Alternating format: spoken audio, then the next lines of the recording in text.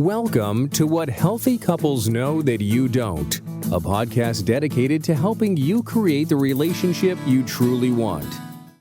Trust as a Superpower, Strengthening Couples and Families, episode 154. Trust is the foundation a healthy relationship builds on because it creates a sense of safety between partners. Trust is when both people can be open and vulnerable, even when things are uncertain. Trust leads to deeper emotional intimacy where individuals feel seen, heard, and valued for who they truly are. When trust is nurtured consistently through honesty, reliability, and accountability, it builds resilience that can withstand all the challenges life throws at us. It's a big deal that requires some skills that we will learn more about today. So my guest today is my absolute favorite, who has agreed to return every year, lucky us, and he was last on in episode 140, March 2025, 2 in 1 year, and previous episode 114 in June of 2017. Daryl Stickle is one of the world's leading experts on trust and has a very unique perspective. His interest in trust began with his PhD thesis from Duke University. He has worked with senior executives from a broad range of industries. He recently published his book, Building Trust, Exceptional Leadership in an Uncertain World, which is really true right now in our culture. He first became interested in trust working as a research analyst in British Columbia who had to answer, how do we convince a group of indigenous people we've mistreated for the last 100 years to trust us? In our first episode together, number 114, Daryl, you talked about how trust relies on a positive attitude because it demonstrates you have the other person's best interests at heart. I loved learning how important that was to trust. So, for example, the switch from defensively making an accusation like, you're making a mountain out of a molehill, instead being curious and asking, why is this such a big deal to you? I want to understand. It's just one example of how it could be more curious and asking, which could lead to greater understanding. Criticism shuts down understanding, shuts down vulnerability. I just saw a terrific performance of Fences in the backyard of the August Wilson House here in Pittsburgh, and I felt the sting of the father's judgments that shut down all possibility of understanding between he and his son. It was an amazing performance. It really was. But you could, sitting in the audience, you could feel that sting every single time that he was critical and made no effort to be vulnerable or explore. Help my audience learn how to make that shift to a more positive attitude. It seems so much easier to be angry or walled off, which is what Fences was all about. Maggie Q, who plays a detective in the TV show Ballard, is so walled off and struggles to be vulnerable, which seems so representative of many of us in our country today. Turning it over to you, Daryl. Yeah, so wow, what a great intro. And it's so fantastic to be back hanging out with you again, Rhoda, and your audience. We interpret the world through stories. And I talk about having a relentlessly positive story about my sons. And my sons are now 24 and 21. They are thriving, and they know that I've got their back. I bet they do. And so when they were young, when my oldest was 12, he looked at me one day and he said, Dad, I know you're always about what's best for me. Even when you're upset with me, I know it's about what's best for me. And so I start with a relentlessly positive story about my kids. When they were in school, people would come to me and say, oh, one of them acted out.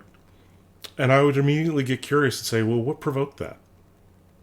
Right? Yeah. And there's a bigger story. There's a bigger story, and it's, this doesn't happen every day, so it's clearly not something that they do all the time, and it's not part of their personality. What's going on? And I remember a story about my youngest son. The principal wanted to talk to me about him. And he's sitting in the car with one of my attendants. I'm legally blind, so I had someone driving me to pick up the kids. And he's saying, he's lying. The principal's lying about me. He's lying to my dad. And what was going on was I was saying, what happened? What caused the behavior that you're describing to me? What would I hear from Alexander about his story? How would he tell me this? And so when I got back to the car, Alexander was very anxious to tell me his story. And he said, what did the principal say? And I said, well, he told me that there was some behavior. I said, but I got really curious about why. And I'd love to hear your understanding or your story about what happened. And so it became a safe place for us to have difficult conversations. And here we are years later. I have such incredibly close relationships with my sons. They are terrific young men. And I raised them using the trust model that I've developed. I've taught them the trust model. So I've modeled it for them and I've taught it to them. And we have regular conversations about it. And they are thriving because they're able to build good relationships. And it's one of the ways I future-proof them. And you're right, we're having a hard time right now having difficult conversations. And it feels like there's more and more things that get added to that.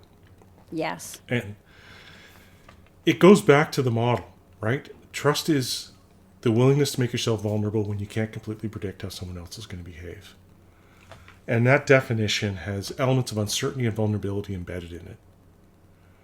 And our level of vulnerability hasn't really gone down in society. In fact, some are feeling more vulnerable than they have. But our uncertainty is bouncing all over the place. And so the way it works is it's uncertainty times vulnerability gives us a level of perceived risk. And if we go beyond our threshold of acceptable risk, we don't trust. So that means when uncertainty is bouncing all over the place and we ask someone to trust us, we're asking them to be just a little bit more vulnerable. And that's an increasingly hard ask. It is. And so what you were seeing in Fences is an insecure father unwilling to admit that he doesn't know what's going on. That's right. And unwilling to be vulnerable enough to say, I don't understand. And for me, when my kids are struggling, I don't assume it's a flaw in them. Our kids are struggling right now. Mm-hmm. And it's a tougher environment to be a kid than it's ever been. I agree with that. I do. And we think about social media, and our relationships have become a mile wide and an inch deep. And so this is why I've started looking at a program that we're developing called AMP, Aspiring Men Program. Because young men their suicide rates are 4 times anyone else's. Oh, I didn't know that. Yeah, and they're underperforming in school. They're now 40% of academic positions at universities and colleges. They are really in dire straits. And there's an overwhelming and alarming percentage of them that are involved in substance abuse and struggling with mental health challenges. And really, we've lost that ability to build deeper relationships. We used to get it through trial and error. When I was young, Rhoda, I could be an idiot multiple times in a row, and people were stuck with me because we lived in the same community, right? Yes, that's right. And so they would tell me, Daryl, you're an idiot. And I'd be defensive at first, but then eventually I'd figure it out. And it was a chance for us to learn. And I got second and third and fourth chances to figure it out. We don't get that these days, Rhoda. We get one shot. If we make a blunder or even a moderate-sized mistake, or if we're misunderstood somehow, we're canceled, and we have to find a new tribe to hang out with. And so I'm going to start... Yeah, go ahead, Rhoda. I think that's true in relationships between couples as well. That there begins to be this negative narrative that's in your head about the other person that, of course, makes you look pretty good. And Right. and when you feel like you're the right one, there's less interest in vulnerability, and less interest in understanding, and more interest in wanting the other person to claim the problem, and less of that middle ground of let's us talk about this because we probably both have something we can learn from each other. And I don't think that's happening hardly at all anymore. And your Yeah. point about men, I often in session with a couple, whether it's heterosexual, I will often experience the man as just sinking under a diatribe or a kitchen sinking of this long list of their problems, and Yeah. not feeling they can breathe even. And I think you're right about, I just read something on Instagram somewhere about the percentage of women that graduate from college versus the percentage of men. And I think we're losing track of men. Yeah. Yeah. I was working with a senior executive, and he was telling me that every time he gets into an argument with his wife, she brings up this mistake he made years ago. That is familiar to me. Yes, people do Right. that. Yep. And I said to him, do you think that some nights she lays awake at night giving thanks to God that you made that mistake so she can bring it up every time you have a disagreement? And he started laughing, and then he stopped and he went, no, I think you might be right. I think she does. And I said, well, how does that make you feel when it comes to being vulnerable with that person in the future? How does it make you feel about admitting you've made a mistake or you don't know something? He goes, oh my God, I'd never do that. That's right. And that becomes a shallow relationship where one person's protecting themselves from the other. That's right. And I think you're right about, I don't remember exactly how you said it, a mile wide and an inch deep. That's how you said Yeah. it. I think there's a lot of truth to that. We don't have the same resilience that we used to have in our relationships. And it's because the things that we used to take for granted that we were learning we need to be intentional about. And so I've started with 4 young men who all have different paths that they followed, teaching them how to be vulnerable, and that it's not a game changer. It doesn't end them. And often, it's a struggle because they're so terrified and Of getting crushed. of being crushed or vilified or ostracized. And they talk about being isolated and alone. And I'm coaching them on how to have opening conversations. Give some examples that maybe men in my audience could use, but women also. I think we all need. We're all struggling. Yes. And so I try to teach people to be intentional about saying, you know what, I'm trying to get better at building relationships. And I heard this guy, Daryl, he was talking about it, and he said it's a combination of uncertainty and vulnerability. And I got to admit that I don't know you very well, so I'd like to know more about you. Would you be okay with that? I like the directness. Well, and once we give them scripts to talk about the different levers in the model, right? So uncertainty comes from us as individuals, and it comes from the context we're embedded in. And so the better I get at explaining how I'm constrained by the context, the easier it is for you to predict my behavior. The better I get at signaling to you that I'm interested in you, that I care about you, that I've got your best interest at heart, the easier it is for you to predict my behavior. And so we teach people to be intentional about having these conversations around what would it look like if I had your best interest at heart? What is success for you? How do I help you get there? Benevolence. What promises do you think I'm making? And do I follow through on them regularly? Or what are the values that you hear me expressing? And do my actions line up with those? And because I think they do. And because we interpret the world through stories, we actually need to create the story together. Otherwise, I might have a story and you might have a story, and they may be completely different. This is where we see a lot of conflict. And so the other thing I remind people is that I don't have control over what you think. I have control over how I behave. And so I need to include you in the conversation to create alignment around what I'm trying to show you and what you're perceiving. I've been reading about friendship, and I wish I had more of the statistics, because I think social anxiety is almost becoming a tragedy in our culture.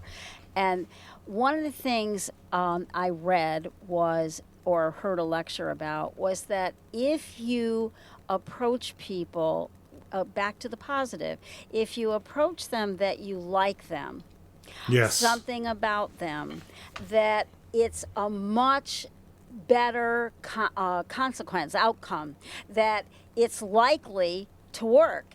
People like to be liked. And if you just could have that positive energy when you encounter groups, and it makes me laugh because I've been in training groups with, lots of therapists, right? And Right. every single time it's the first day or the first hour of a workshop, and we're in a circle and we're gonna share or whatever, and I sit there and I hate everybody. Because I'm completely anxiety ridden, and it's scary and hard. And I remember so clearly because of driving to Cleveland to train. And here I am in these groups. I've spent a fortune. I'm not working because I'm in the training for, I think it was 6 weeks. But I was terrified, and I just didn't like anybody without knowing anything. And yet it's exactly the opposite energy that we need to thrive in a group unknown situation. Yeah. Yeah, we need to be able to spotlight other people's positives. Yes. Right? Their contributions, to be able to say, wow, that was a really smart comment. Or, wow, I really like the way you phrased that. Or, is that a new blouse? Like, it looks really sharp on you. Without the salesman in the retail store, I mean, I have to say that I'll say, look, I don't trust your feedback. You suck up and say a nice thing to everybody that's in the dressing room. So I would like you to be honest with me if that's possible. And Right. if I put that out there, I get a little surprise, but you're right. I'm not sure about that one. And it's a much more authentic relationship for those moments. Yeah. So you've raised a really good point, Rhoda, which is that we can have a positive story about folks. We can say positive things about them. But what really matters is how they hear it. Yes. And the narrative that they have going through their head, right? So if I approach a remarkably attractive woman and say something positive about her, the story she has in her head is, oh, this creepy old guy's hitting on me. That's right. Yep. Right? Yep. And so, or somebody who's wealthy and powerful assumes that you're sucking up to take advantage of them somehow. And so we need to find ways to be positive that don't come across that way, right? And it's in my research when I was doing my doctoral thesis, the way that I changed whether people liked or disliked someone else was telling them that person liked them or disliked them. And so you're right, it's a powerful impact. And, being able to acknowledge things for people, finding small ways to be positive towards them and about them, complimenting them on things that they normally don't get complimented on. Right? Yeah. And being genuine about it, not just... Yeah. Yeah. Yeah. So I work with groups all the time. And I find starting with a positive narrative really helpful. And it means that people open up. We're able to talk about the challenges that they have. And I'm able to, you talked about you're making a mountain out of a molehill. We need to have empathy about other people's pain. And we don't really understand the story that's unfolding in their head or the context that they're embedded in. We don't know what's happened to them that day or that week or that month. And it may be just one more thing on top of a pile of other things that's just one step too far. Yeah. Or it could be a reaction to something entirely different.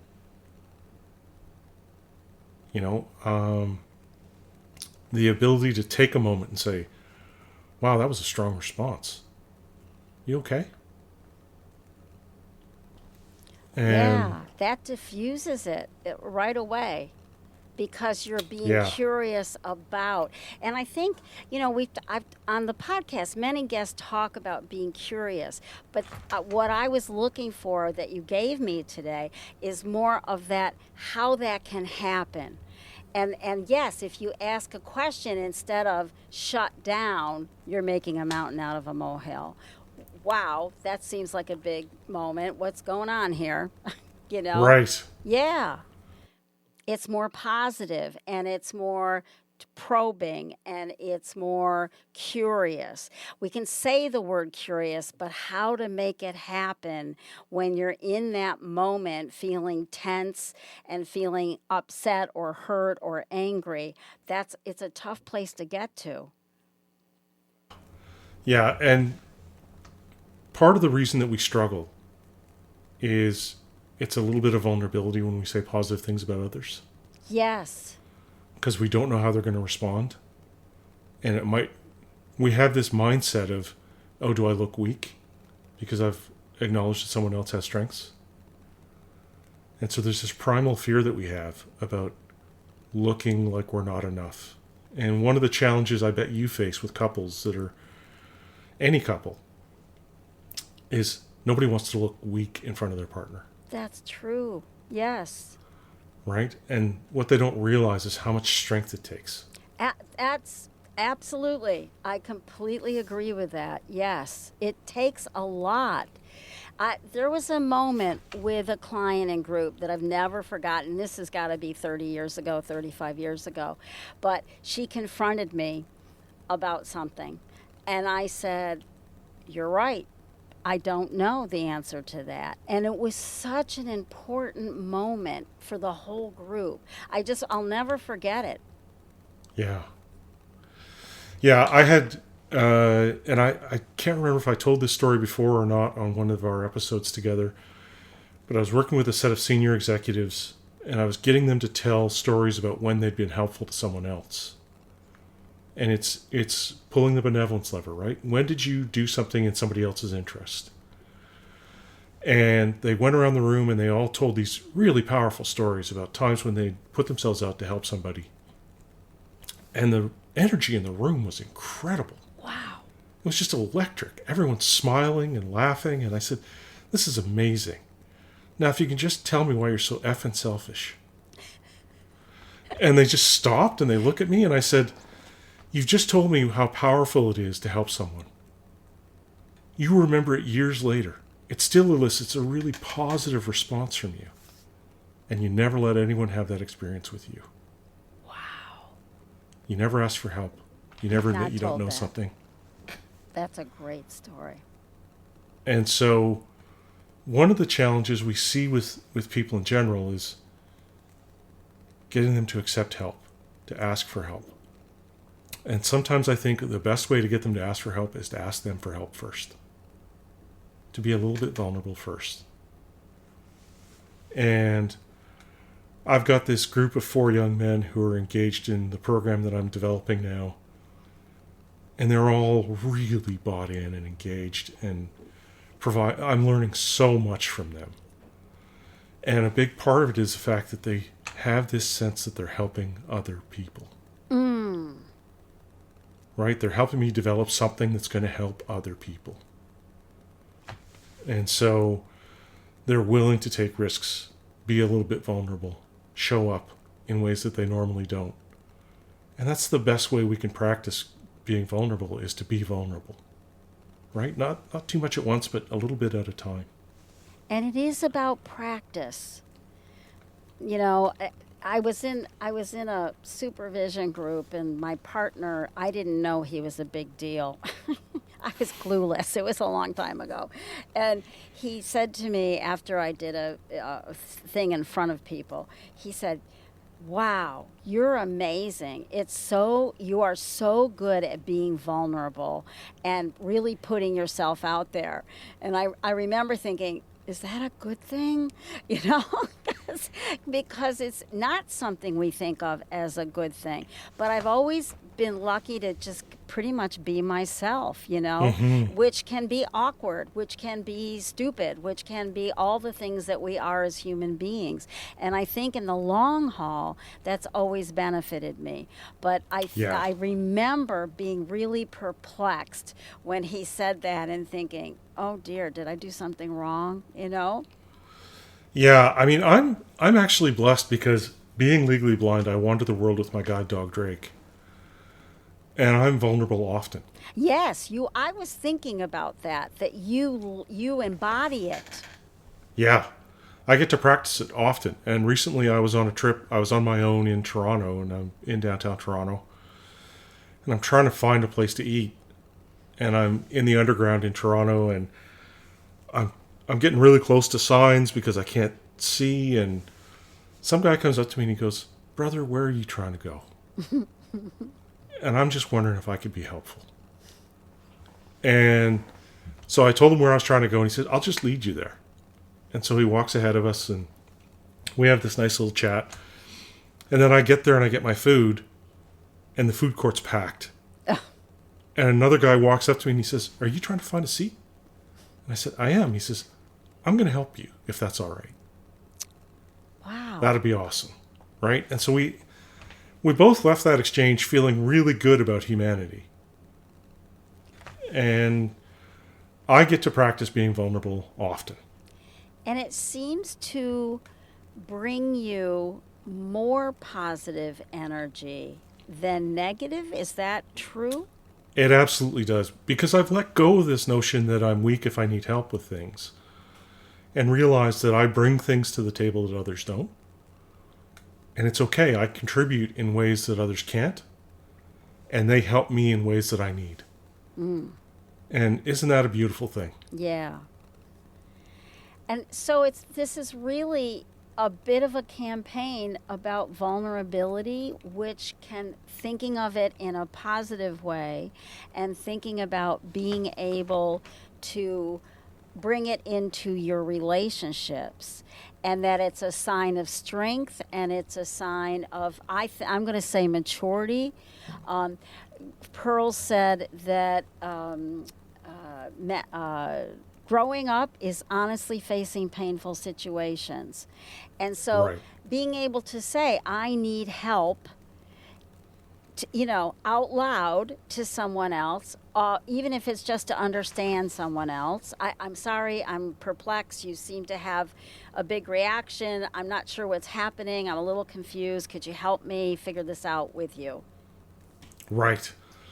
And, when we start to explain more fully, you matter to me. And I've clearly triggered you somehow. And I really don't want to do that again. And so, short of guessing, which I don't want to do in this situation because it's too important to me, I'd really like to better understand. And so, yeah, if we can get that messaging and start thinking about the other person's perspective. I mean, my history, my path has led me to moments of challenge, right? And a hard road can be a good teacher if we let it. I agree. Absolutely. And so I have more empathy than most. When I do my coaching conversations, I talk to the other person about what's going on for them, but then I start helping them think about what's going on for the other people in their lives. And that's where the real juice comes from the squeeze, right? When I'm able to help them say, what's going through that other person's head? Because if I was guessing, this would be the story I would be telling. And getting them curious about how other people are seeing them, what the story is that they're telling. I've dealt with executives in conflict, just getting them to talk through their side of the story and then bring them together and get the other person to try to tell that story, right? Person A, what happened here? What's the story you have? Person B, what's the story you have? Now I'm going to bring you together. I want person B to try to tell me person A's story. And it's a step towards helping them create a shared narrative, a shared story, or priming them with positive thoughts, right? When I was working with families who were struggling with their kids, I'd say, tell me a positive story about your kid. It's got to be at least one. And it changed the perspective, and then it allowed us to have a conversation about how do we make that happen more often? Instead of, parents would come to me and say, I want you to change my child. I can't do that. They're not here. They're not engaged. I can help you show up differently. And that'll lead to different behaviors. Yes, I agree with that a lot. Yeah. I loved the quote in your book, the ability to build trust is a skill that can be developed. How can individuals assess whether they have trust issues and work on improving trust? Well, we've addressed some of that, of course. But right. I think I like the idea of self-reflection about our ability to trust. What can you tell us about that? Yeah, so often we run into a lack of awareness about what trust is or how much we trust people or in what situations. And often we won't realize we don't trust somebody until we hit a spot where we go, oh man, I feel really uncomfortable. And trust is a living thing. It ebbs and flows in relationships. And if we ignore it, it tends to dissipate over time. But if I want to know if someone trusts me, and this is a question I ask a lot of the folks I work with, and they kind of go, well, how would I know? How do I know if somebody trusts me or not? Well, we go back to that definition. It's a willingness to be vulnerable when you can't completely predict somebody else's behavior. So how can people make themselves vulnerable to me? And then do they? So if it's my partner, am I hearing about their fears and their concerns? Am I hearing about their failures? About their anxieties? Are we having hard conversations? Or is everything just get along? Mile wide and an inch deep. Right. So are we able to dig in and talk about the hard things? And am I able to be open and honest with this person? Do I feel like they'll judge me? Do I feel like they won't love me if I'm honest, if they know the real me? Those are ways we can gauge how much we trust our partner. And it's not a stuck in stone kind of measure, right? No. It tells us we can work on something. Yeah. And we can be intentional about it. And for me, being intentional means understanding that there are levers I can pull, right? Mm-hmm. And I can show the other person that I've got their best interest at heart. And I can do that by actually having the conversation around them about what that is and what it would look like. And so I create transparency so there's not a misunderstanding, right? When I try to pull that lever, I can talk to them about what my values are. And when I make a decision or when I'm about to make a decision, I can be transparent and say, these are my values, and it feels like this decision would align with those the best. So that people aren't guessing about why you're doing things. And that requires a lot of self-reflection about values and integrity and character, all things that I think are incredibly important that we seem to spend less time being aware of than when Right. I was growing up. I mean, seriously, I really felt growing up that we were working class, but my father was the most honest man I'd ever Right. seen, and that really influenced me. And I didn't get spanked because I admitted he called all three of us into the bathroom because the shower curtain rod was bent. And Right. he said, who was swinging on the shower curtain rod? And I spoke up and said, it was me. And he didn't spank me because I was honest. That Right. kind of clarification. And I think when I listen to parents now, it seems like respect is the thing that is missing the most in their relationships with their children. But I Yeah. also wonder if it's connected to the parents not being vulnerable and being a little too critical or a little too protective or. Any thoughts about that? Yeah, so we have a hard time nowadays, and I was guilty of this as well, of being anxious ourselves about what's going on for our kids and what's best for them and those kinds of things. And if we think about the model of, uncertainty times vulnerability equals risk, when are we more vulnerable than when it comes to our kids? Yeah, that's absolutely right. Right? So, That's when I ground my teeth. Yes. yeah, and so our tolerance for uncertainty is really low. And so a lot of times, what is our response to that? Well, I'm going to monitor the hell out of them. I'm going to track their phone and check their web history and do background check on all their friends and all this kind of stuff. And the approach that I took with my sons eventually was just explaining to them, this is how trust works. This is how the model works. I'm never more vulnerable than when it comes to you. And it's not so much you I don't trust, it's everybody who comes in contact with you. And so I need you to help me manage my anxiety. So you need to tell me, not because I'm tracking your whereabouts, but I just need to know you're okay and where you're going. And if you're not coming home for a while, I just need a heads up, right? Because my mind goes to really dark and terrible places. And that's about me. It's not about you. Because I'm so afraid of something happening to you. And so, It flips the script. it completely does. I mean, they tell me things that I never would have told my parents. Mm-hmm. Right? And I'm almost 60 now. There's still things I would never tell my parents. Right? Yes. Yeah. So, because we all make mistakes, we all mess up. The other thing I needed to learn, Rhoda, was that I would tell them, I talk about stepping on a rake. I would say, oh, there's a rake, look out. There's a rake, look out. And I realized that all they were learning was Dad knows where the rakes are. That's right.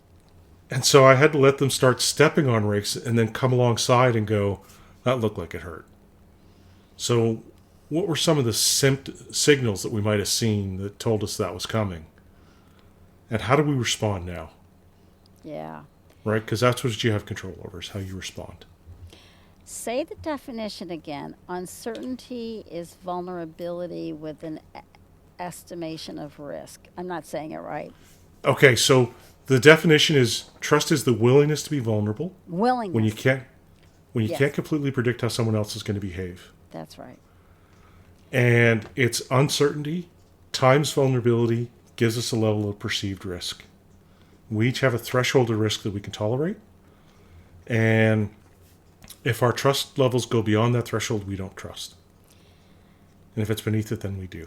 And when we're confused by what is reality and what are facts, and it's such a confusing world to live in, then the risk factor has to feel much greater, right? It does. And part of the challenge we're seeing, when I wrote my doctoral thesis, there were a few things I did that other people hadn't done. Right? I included the concept of vulnerability, which means that we're allowed to talk about levels of relationship. So the other trust research just talks about uncertainty. And it just talks about the individual levels of uncertainty, right? Those benevolence, integrity, and ability are sort of the three levers that most of the work talks about. So by including vulnerability, it meant that I could trust some people more than others, right? Trust wasn't a light switch. It wasn't a dichotomous variable, either present or absent. It was deeper or shallower, depending on how vulnerable I was willing to be with someone. And the inclusion of context meant that we were able to talk about trusting people we didn't know anything about as individuals. That's right. Right? Yeah. You go to your doctor's office, they say take off your clothes, and you do. Mm-hmm. Yeah, I've tried that in other places, Rhoda. It doesn't work. I even tell people I'm a doctor. It's and so context is a huge driver of our uncertainty. And then After the trust decision, we've got perceived outcomes, which is whether we think the outcome was positive or negative, and who gets the credit or who gets the blame. And that feeds back into our next interaction together. In the middle of all this is our emotional states, whether we like or dislike somebody else. And part of the challenge for trust research is that it treats people like rational actors. Yeah, right? You've worked with enough people. You know we're not always rational.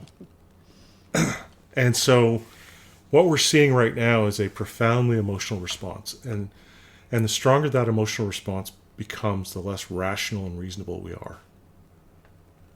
And so we need to intervene in that emotional place first to try to reset those emotions before we can start trying to pull these other levers. So we see, in the political environment in the U.S., it's extremely difficult right now. Yes. Both sides are dug in. There's a lot of emotion, and it's becoming harder and harder to have rational, reasonable conversations. That's right. And we're even disagreeing about facts. Yes. Right? And expert opinions are being... And the reality is one of the few things we agree on is that most of us don't like politicians. Yes. Right? Doesn't really matter what side they're on. I think their approval rating last I saw was about 15%. Yeah, that sounds about right. Yeah. And it's because they're supposed to have our best interest at heart. And it just doesn't really seem that way. It doesn't seem that way, no. Right? They seem to be more interested in being famous or powerful or rich. And it doesn't feel like they're looking out for us. No. And so how do we combat that? We start trying to find areas of common ground. So when I get thrust into difficult environments, which happens on occasion, I start off by trying to convince the people involved that I'm not on anyone's side. That I'm just trying to help them do a little better job of getting along. And then I try to find reasons why it would be helpful for them to get along. And once we've got that shared narrative, I'm able to bring up stories or issues that either side might have presented as that neutral third party as a way for us to facilitate a conversation. And once I start showing people the model, they're able to start saying, oh, there's where the gaps are. Like, I just don't feel like politicians have my best interest at heart.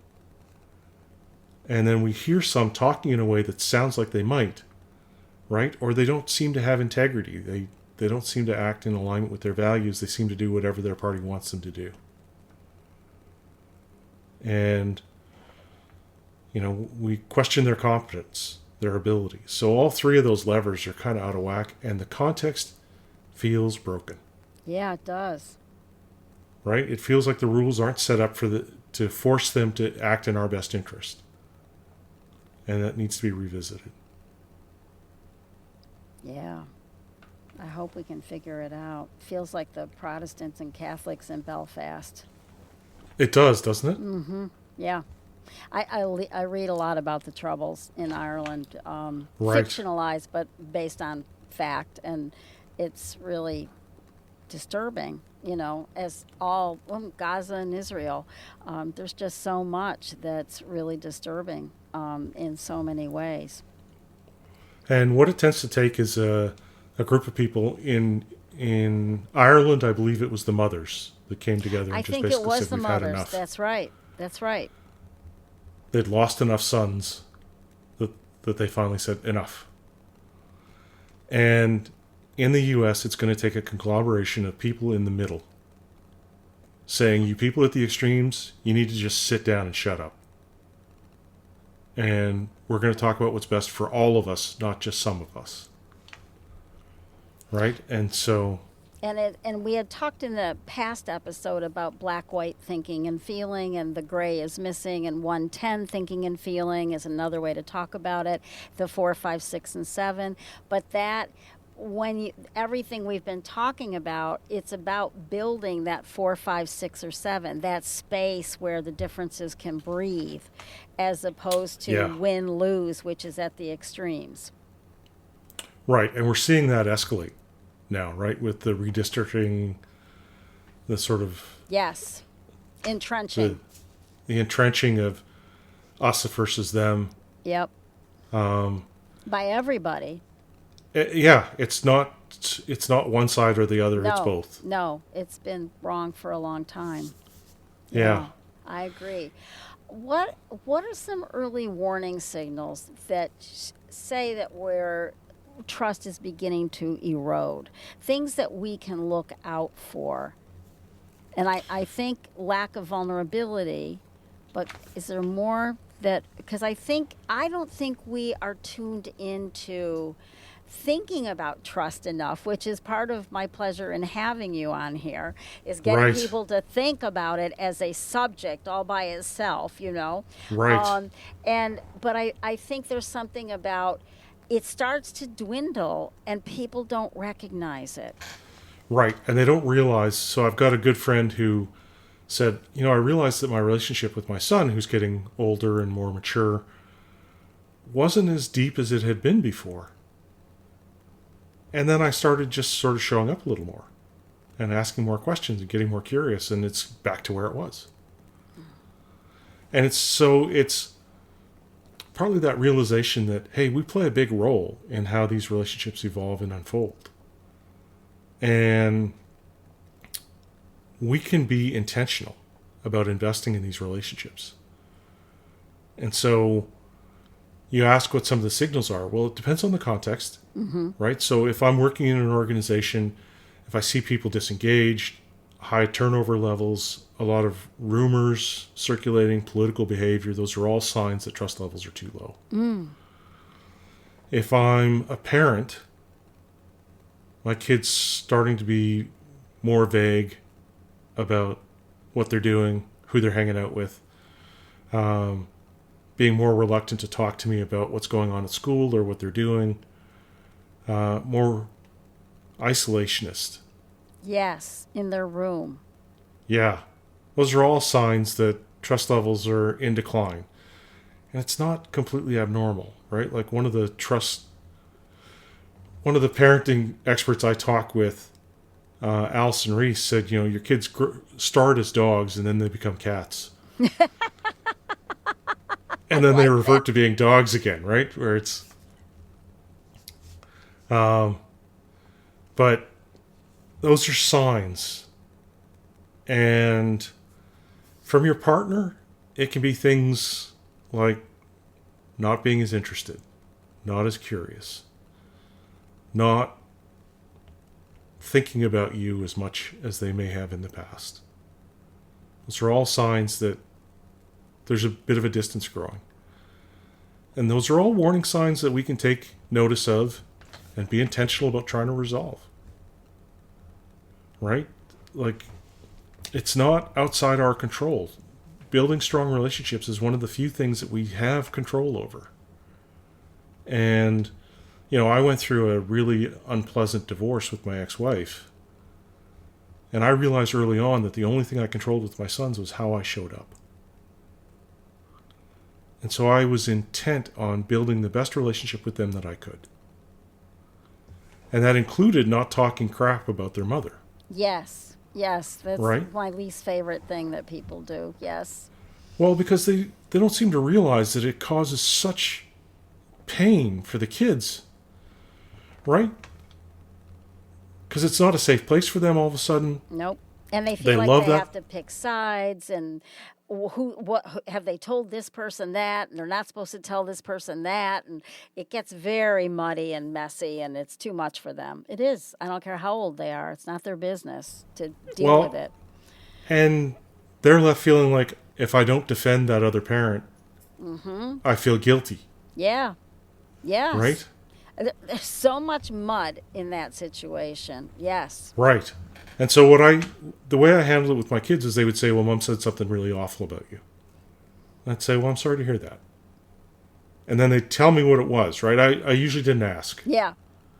But they tell me what it was, and I said, you know what? We interpret the world through stories, and that may be your mom's story. I have a different story. And they would say, well, what's your story? And I would tell my story, and I'd say, Now you've heard two stories about the same event or the same set of circumstances. And the nice thing is that you understand better than either of us because you get to see both sides.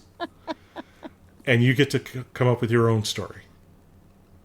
And you're teaching them complexity, which is what the middle ground is all about, the 4, 5, 6, and 7. It's about complexity. It's not either or like the 1 and the 10. Right. Yep. And so, they would come to me and they'd say, oh, I had a good time with Mom. And I'd say, that's awesome. That's fantastic. I'm really glad to hear that. And because I said, what I care about is you.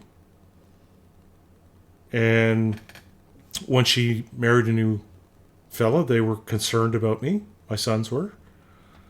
And I said, I hope he's the best guy on earth. Because that means that you've got that person in your life. And it's about you. It's not about me. And again, we're back to benevolence and generosity. Yeah. And that is the right attitude instead of, oh my goodness, they're taking my kid away from me. Right. Yeah. This guy's spending more time with my sons than I am. Yep. And I won't say that those thoughts didn't go through my mind. Of course. But not saying them is what matters. Right. Yeah. And telling my kids that, hey, you know what? You matter to me. Mm-hmm. And having that message align with my actions, right, was really important. So they saw integrity. They saw benevolence. They saw ability. The last thing I'd like to, I've been thinking about this. Eve Ensler volunteered at the federal prison in New York State with women who had pretty much committed murder of some kind or some major crime. And one of the things she talks about is how prison keeps people frozen in their mistakes. And I think mistrust keeps people frozen in their mistakes. I think there's something about giving people room for their mistakes. As you talked about growing up, we would, in the same group of people, we would get 2 or 3 or 4 or 5 chances to be stupid. Right. And we still had friends. And that now it seems so much more black and white, and there's not room for, and perfect. You have to be a certain way. But what do you think about that? Mistrust is about keeping you frozen in your mistakes and not. I think that's a brilliant comment. It's one of the things I tried to teach my kids as I was growing up, as they were growing up, was that I wasn't perfect. That's right. Me too. And role model for them how I responded when I made a mistake. Right? Yep. So, and part of our mantra at Trust Unlimited is leading with imperfections. Because every leader I talk to, if I say, are you the same leader you were 5 years ago? Their response is, no, I've learned and grown and developed. Do you think you'll be the same leader 5 years from now? No, I sure hope not. Well, that means that you're going to try new things. You're going to step away from the things that got you here and step into the things that would make you exceptional in your new role.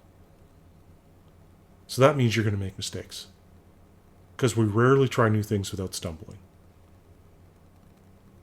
And so we need to be able to say to people, hey, I'm going to be trying new things. I'm going to be learning new things.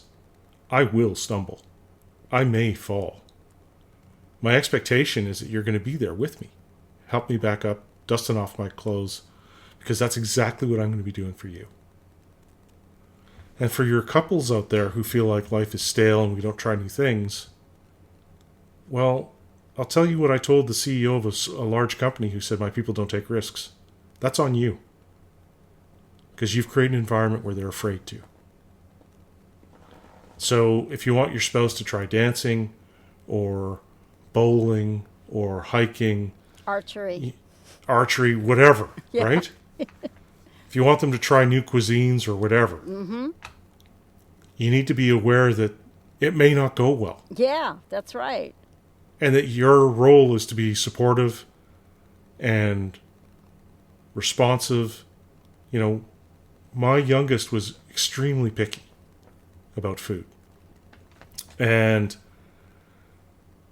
a friend of mine invited us out for dinner, me and my sons, with him and his sons. We went to a place. It was more authentic Italian. It was outside my younger son's comfort zone, Alexander. And he had a couple of bites of pizza, and then he was like, yeah, I'm done. And so we go to get in the car, and I say to my friend, we need to drive through McDonald's on the way home. And he said, okay. And so we pull into the McDonald's drive-thru, and Alexander says, what are we doing? And I said, you didn't like the food. I asked you to come out. You tried something new. Why would I punish you for trying that? And it created a moment for him where he felt seen and heard and realized it's okay for me to try new things with Dad. I won't get punished if it doesn't work. And recognizing the differences. Acknowledging the differences instead of trying to say you should be a clone like me with me. You should do it my way. Yeah. Yeah. Yeah. And I said, if I ever want you to come to a restaurant with me again, I need to make sure you had a positive experience. And so how do we do that for each other, right? That's brilliant. It really is. So what final points would you like to make before we end and you tell us again about your book and anything else you want us to know? So trust is within our control. It's a skill that we can all build. I would love it if people... My desire is to make the world a better place. Me too. Yep. Yeah. That's why we get along so well, Rhoda. But be intentional, right? They can go to my website and look at some of the blogs, and there's some videos there in the blog section. It's trustunlimited.com. Think about building stronger relationships in your life. Even having a conversation with someone you care about to say, hey, this relationship matters to me. I'd like us to actually spend a bit of time focusing on having conversations. I'd like us to talk. And it's going to feel awkward at first if we haven't done it for a while, but it's something we can be intentional about and we can get better at. And so, if people want to read the book, it's called Building Trust, Exceptional Leadership in an Uncertain World. It's mostly focused at leadership, but the model is embedded in the book. So are tips and tricks for how to pull the different levers. You know, I think there are 10 levers that we can pull, and most of us pull one. Those who are better have multiple levers. Those who are really good have multiple levers and know when to pull which one. You got to practice. And so, I agree. Practice is so important, and we seem to not give ourselves room to do that practicing. We're supposed to have the answer or something, and I just think practice is a big deal. I'm always telling people to go practice. Yeah. And so being vulnerable with each other, that's how we build trust, right? I go first to make myself a little bit vulnerable, and then you respond. So learning how to share, don't scare, not too much at once, but a little bit of vulnerability. Hey, I'm curious about, or wow, you do that really well. How did you learn? Those kinds of things where we're admitting to other people that we're not perfect. And it creates a norm of reciprocity, to use a fancy word.